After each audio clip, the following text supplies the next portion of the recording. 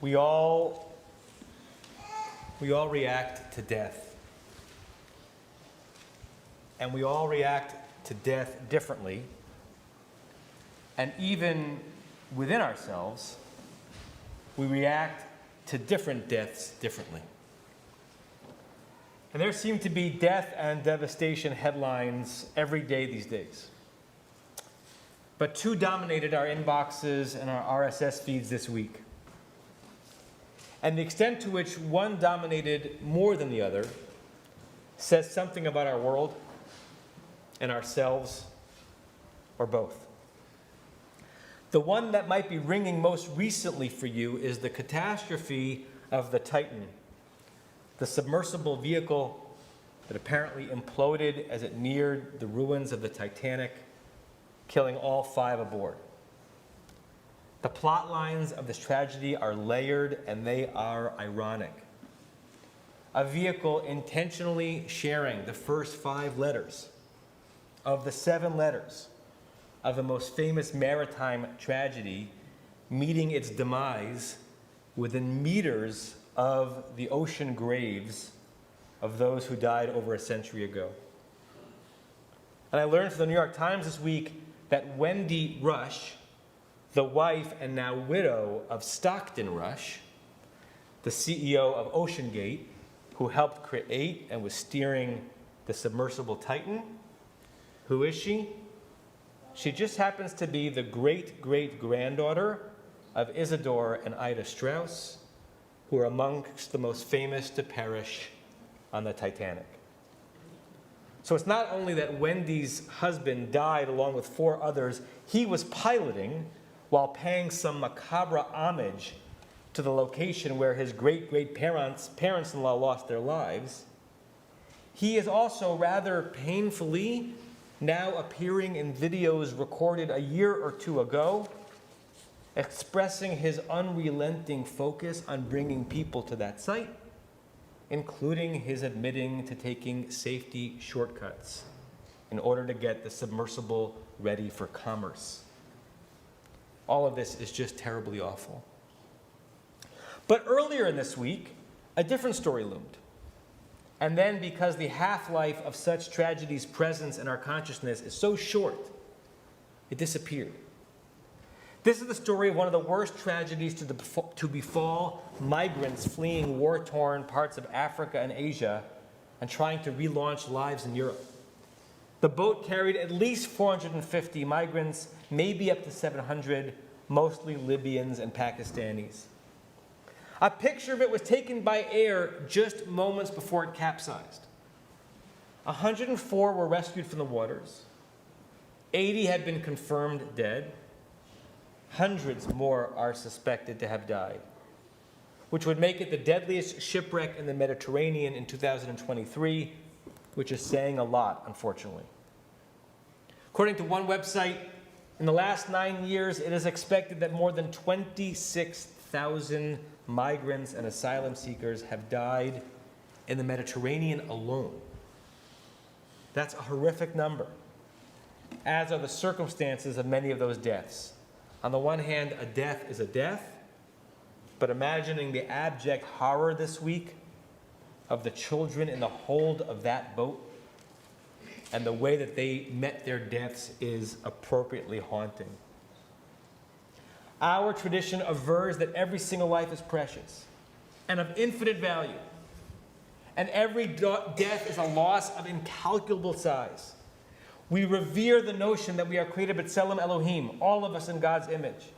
And when someone dies and there's no one to attend to the death, it becomes a mitzvah, an obligation of the highest order, trumping nearly every other Jewish duty to attend to it.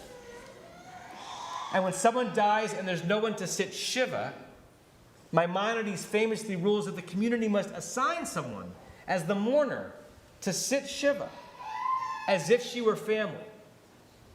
Every life is valuable, and every death is noted.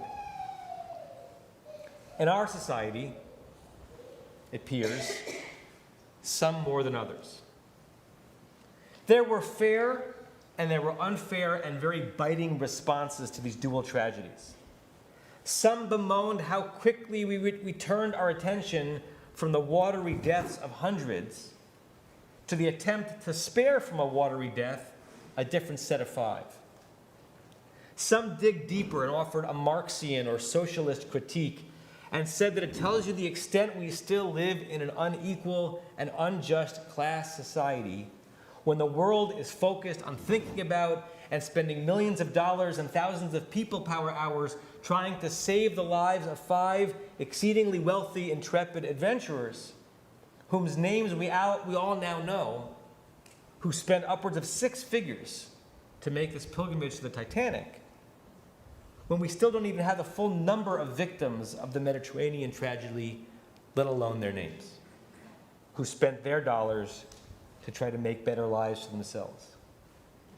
Some went even harsher, and below the belt, if you ask me, saying that the 5 who died in the North Atlantic this week were asking for it on some level, tempting fate by engaging in such a risky and expensive excursion, not to save or even enrich their lives, but for sport, akin to someone killed by the very wild animal they were out to hunt.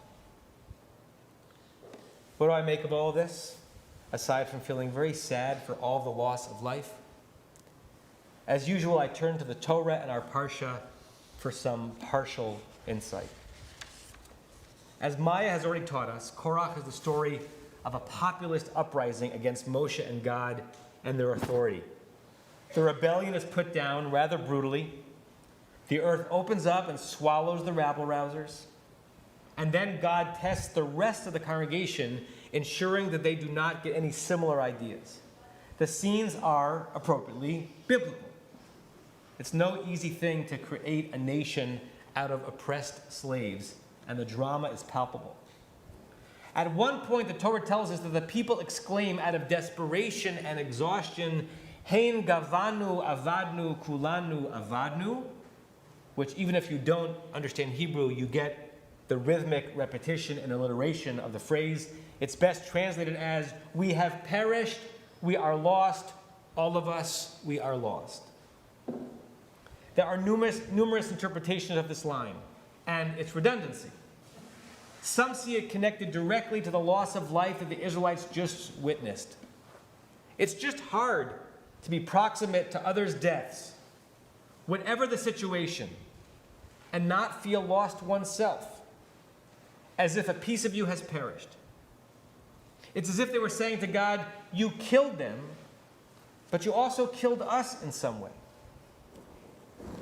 I want to share an interpretation of the Malbim, Rabbi Meir Leibush ben Yechiel Michal Wisser, a 19th century, originally Ukrainian sage.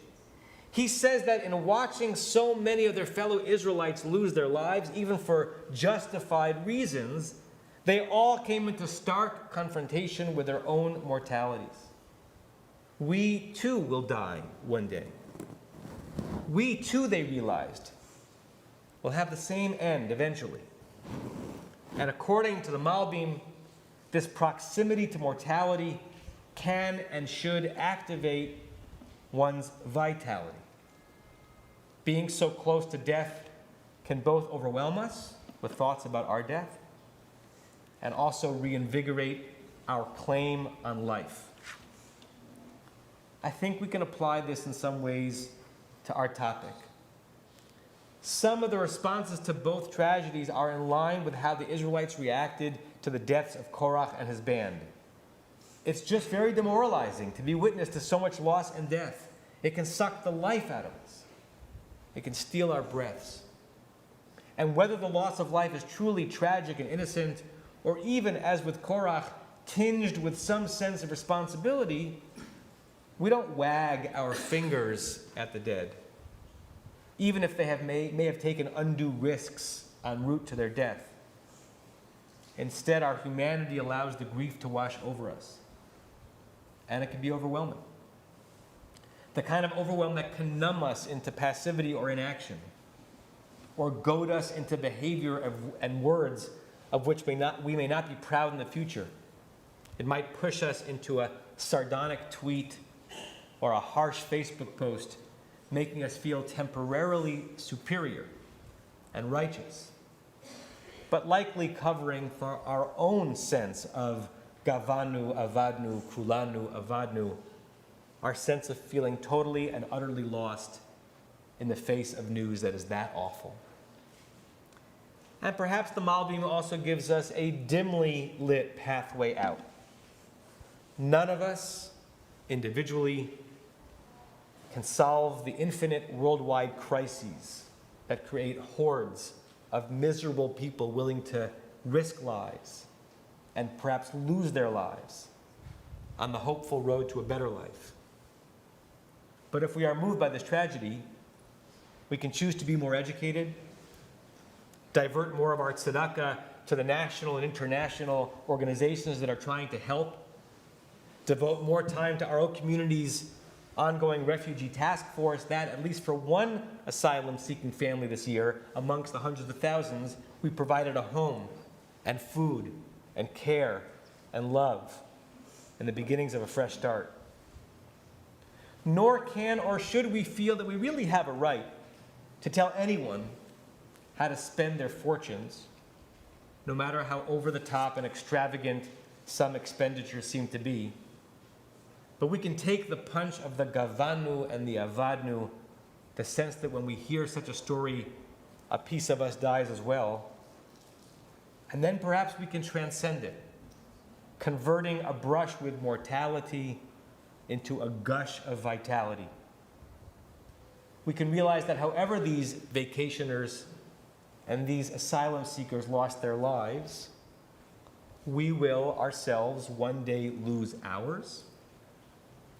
And then we can be yet more focused on choices, both careful and courageous, about how we spend our time and our money, seeing and visiting and exploring and truly beholding this great, wide world in this short and fragile life. What's the Jewish response to all of this death? It's life. A little more attentively, a little more selflessly and generously, a little more adventurously, with a little more vitality, starting right now. Shabbat Shalom.